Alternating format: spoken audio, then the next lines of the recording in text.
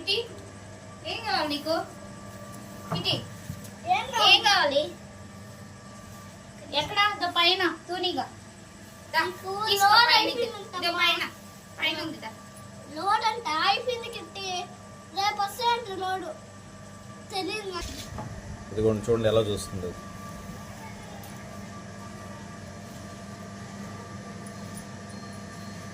మరి లైట్ కోసం, లైట్ దగ్గర తూనీగలు వస్తాయి, పురుగులు వస్తాయని ఎదురు చూస్తూ ఉంది.